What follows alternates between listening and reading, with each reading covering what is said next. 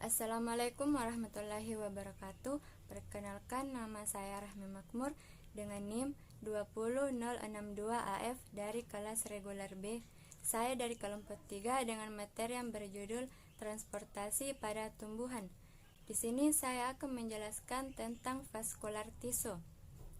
Definisi jaringan pembuluh darah. Jaringan vaskular adalah susunan beberapa tipe sel pada tumbuhan berpembuluh yang memungkinkan pengangkutan air, mineral, dan produk fotosintesis untuk diangkut ke seluruh tumbuhan. Tumbuhan non-vaskular seperti beberapa alga dan lumut tidak memiliki jaringan vaskular dan oleh karena itu tidak dapat dengan mudah mengangkut air dan nutrisi. Tumbuhan berpembuluh menggunakan jaringan pembuluhnya untuk mengangkut air dan nutrisi ke tempat yang sangat tinggi, mampu memberi makan puncak pohon setinggi ratusan kaki. Jenis jaringan pembuluh darah. Yang pertama yaitu xilem. Xilem adalah jenis jaringan vaskular khusus yang dibuat pada tumbuhan vaskular untuk mengangkut air dan nutrisi dari akar tanaman ke ujung daun. Setiap sel di tumbuhan membutuhkan air dan mineral untuk bertahan hidup dan menyelesaikan reaksi yang diperlukan. Xilem dibuat dari sel-sel mati yang berongga. Air diserap ke dalam akar yang menciptakan tekanan positif pada air di dalam kolom. Saat air menguap dari daun, proses transpirasi menarik air ke dalam daun. Dengan cara ini, xilem berfungsi sebagai sedotan, memungkinkan air membawa mineral ke atas melalui tanaman. Pada saat yang sama, tanaman memproduksi gula melalui fotosintesis yang harus diangkut ke bawah, ke sel puncak dan akar. Jaringan vaskular lain, floem, berperan dalam proses ini. Berbeda dengan xilem, jaringan vaskular ini terdiri dari sel-sel hidup. Apa yang disebut sel jaringan dihubungkan melalui membran tipis yang disebut pelat saringan.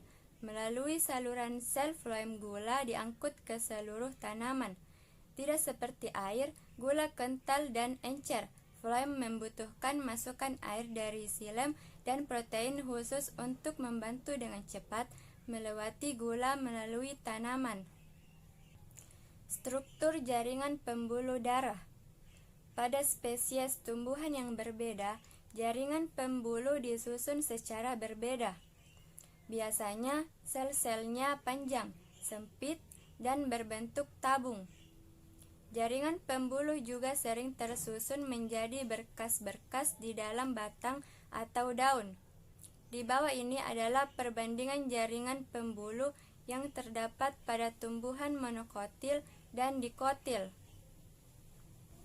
Seperti yang Anda lihat pada gambar di bawah ini, ikatan pembuluh dikotil jauh lebih besar dan tersusun lebih konsisten.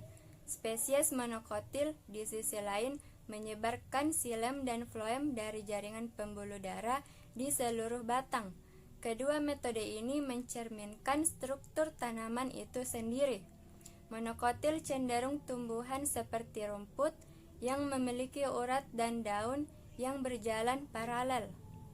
Pada tumbuhan dikotil, seperti banyak pohon berbunga dan tumbuhan berbuah, daun dan urat di daun bercabang dalam berbagai pola.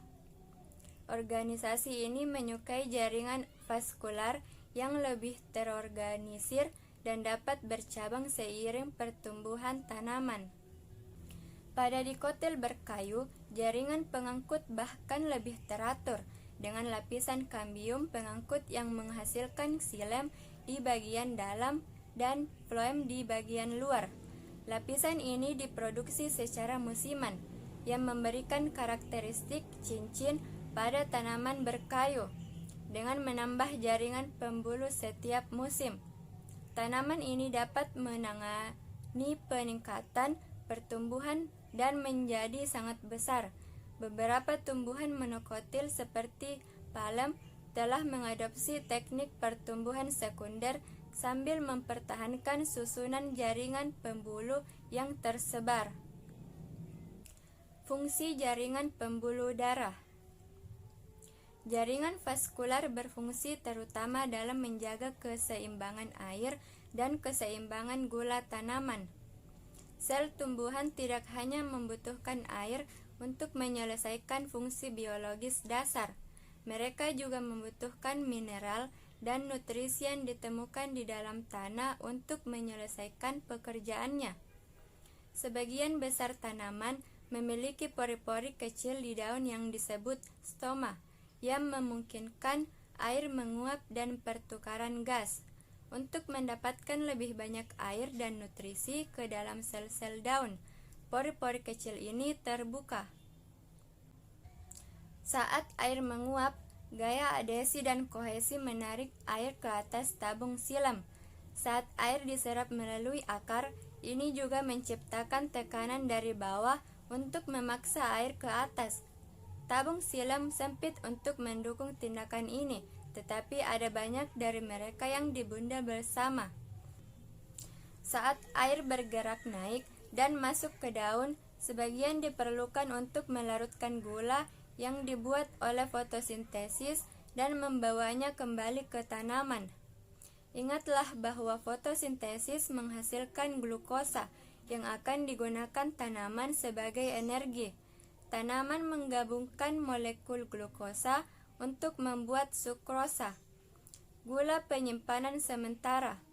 Sel-sel akar dan sel-sel lain di batang dan daun tidak membuat glukosa sendiri dan bergantung pada tanaman untuk menyediakan energi bagi mereka.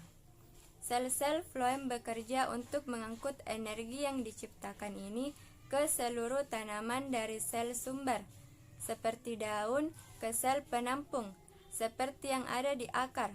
Jaringan vaskular juga bertanggung jawab untuk mengontrol aliran nutrisi saat tanaman menghasilkan bunga dan buah, yang secara drastis mempengaruhi prosesnya. Baiklah, itulah tadi materi yang saya bawakan. Mohon maaf bila ada salah-salah kata. Sekian dari saya. Wassalamualaikum warahmatullahi wabarakatuh.